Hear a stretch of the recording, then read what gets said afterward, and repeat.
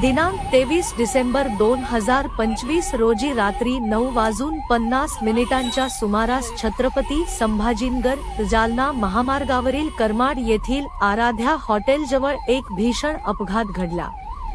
या अपघाताची माहिती गणेश शिंदे यांनी दूरध्वनीद्वारे दिल्यानंतर तात्काळ मदतकार्य सुरू करण्यात आले।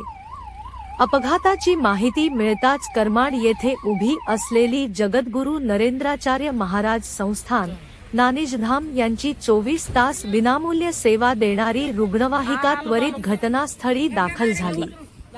या अपघातात प्रमोद सुधाकर खंदारकर, वय 30 वर्षे, राहणार रोशनगाव, तालुका बदनापूर, जिल्हा जालना हे गंभीर जखमी झाले।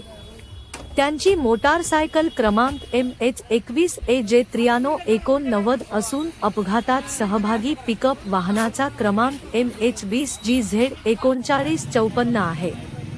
प्राथमिक माहितीनुसार करमाड शेंद्रा MIDC परिसरातून पिकअप वाहन महामार्ग ओलांडत असताना जालन्याकडे जाणाऱ्या मोटारसायकलने पिकअप वाहनाच्या मागील बाजूस जोरदार धडक दिली आणि हा अपघात घडला। गंभीर जखमी प्रमोद खंदारकर यांना तात्काळ छत्रपती संभाजीनगर येथील घाटी रुग्णालयात उपचारासाठी दाखल करण्यात आले।